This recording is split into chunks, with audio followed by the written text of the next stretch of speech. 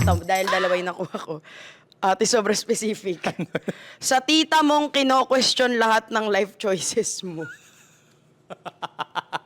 Sensitive topic. O sige, ikaw to. Ikaw, umpisa mo. Siguro sa akin, nakakapikon kapag coming from a place of, alam mo yung wala nang believe sa'yo, kahit kaunti. Yung talagang gets naman na they're coming from a place of love or concerned sila kasi sinasabi nga na matatanda, di ba, papunta ka pa lang, pabalik na kami, ganun. Pero yung talagang wala nang elib sa'yo. Siguro may ganyan ako moment before sa isa kong tita nung tinatry kong mag-start sa kung anong gusto ko. Again, bata pa ako, gusto ko palang mag-explore. Tapos, kasi ang nanay ko, the best talaga yan eh. Pag sabi ko, may gusto ko mag-try hosting, bagay ka dun. Kaya, so para ako talaga, kaya ko yan, ganyan. Kaya weird for me kapag yung nanay ko supportive, tas sa ibang tao, mas marami ako naririnig kesa sa nanay ko.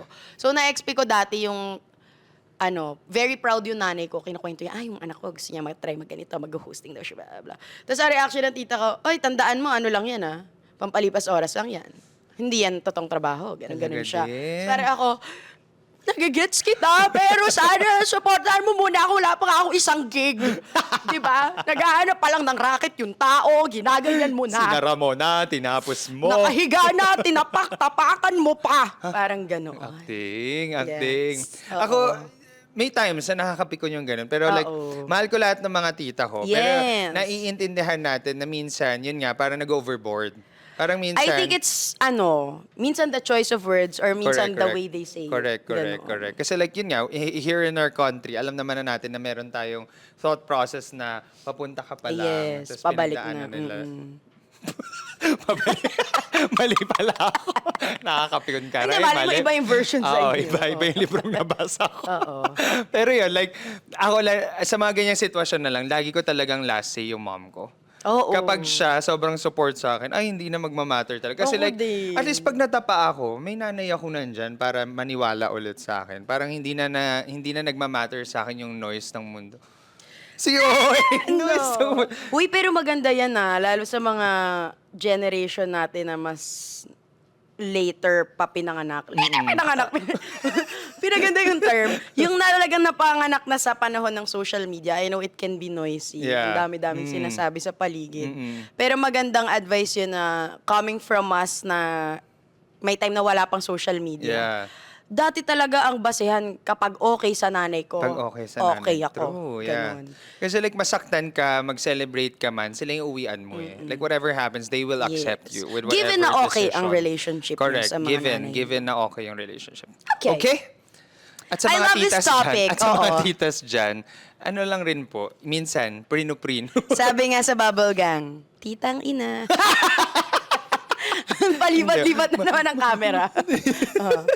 Okay, eto. Nakakapikon yung sitwasyon niya.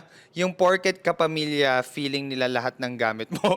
Gamit din nila. Totoo din. Uy, naano ko yan. In all fairness sa household namin. Go. Lumaki kami sa sa paalam talaga. Okay. Kasi si mami talaga, grabe talaga ang I love you so much, ma'am. Pero grabe ang disiplina na in-instill niya sa amin nung bata. As in, naalala ko, nangiram ako gunting. Gunting lang to, Nangiram ako ng gunting sa kapitbahay namin. Sa best friend ni mami nung time na yun, pinahiram niya. Tapos nangako kasi ako na ibabalik ko po sa gabi. Tapos the next day, nakita ni mami nandoon pa rin. Galit na galit talaga yung nanay ko sa akin. Bakit hindi na balik ng gabi ito na? Grabing litanya talaga, ganun-ganon. So lumaki kami na kapag hindi mo pag-aari ang isang bagay, dapat susunod ka sa napag-usapan, Ganda. kailangan nagpapaalam ka. So nung na-XP ko yung mga nangyayari kila Direk, si Direk panganay. Tapos madalas napipikon siya kasi ginagamit ng mga kapatid niya yung mga damit niya, walang paalam. Okay, magulat siya. UP Street, di ba? Suot na nung pinsan niya, ganon. Tapos walang sabi-sabi. Tapos, syempre, sasabihin sa akin direct, ay, suot ng ko, ganto-ganto ko. Hindi ko ma-imagine kasi sa amin, ipapaalam talaga. Kultura, Oo. So, nagigets ko na nakakapikon siya kasi kung halimbawang gamit ko, makita ko sa iba na hindi nagpaalam sa akin, mo-off ako. Kasi ganun din yung kinalakhan ko na, ay, ako nga nagpapaalam kahit di ba?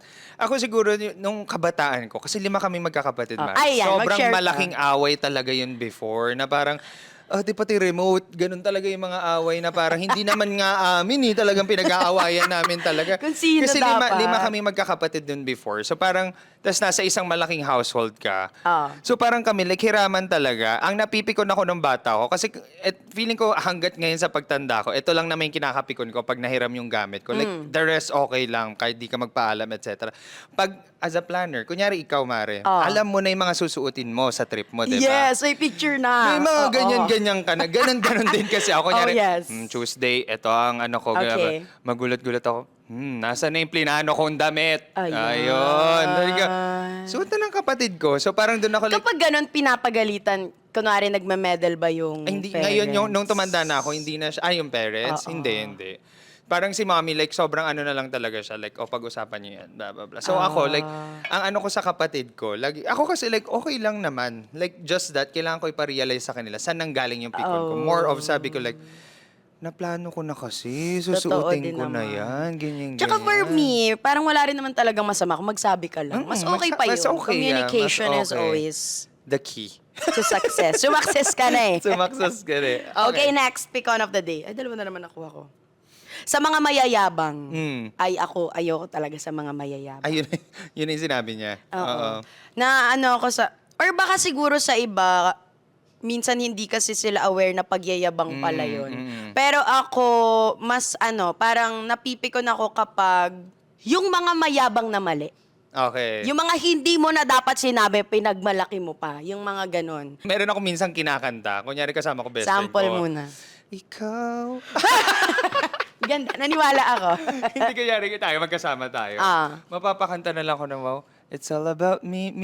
Ay! Pero nung time na yun, na parang, kunyari nag-uusap tayong tatlong magtatropa, kahit di natin tropa, may stranger, etc. Like, ikaw like, kinakamusta mo ako, sharing ako, share ka. Tapos biglang sumabat, na parang, tapos Very puro all about, na parang like, ay hindi ako, ganito yung blah, blah, blah, blah, blah, blah, blah, blah, blah, blah. Tapos parang ako like, saan galing? Parang, sino nagtanong? Ganyan, juju. So parang, minsan kasi for me like, ang nakakalimutan lagi na value ng mga tao sa mga communication or sa pag-uusap, sa conversations, yung act of listening. Yes. Sobrang minsan yun yung underrated na... Matuto din tayo makinig. Oo, parang hindi minsan kailangan tayo yung nag-advise, hindi tayo Yes. laging kailangan nag-share ng ano. Kaya blah, blah, tigil blah. na natin tong podcast. Oo, kasi ano na kami, listen na lang dapat.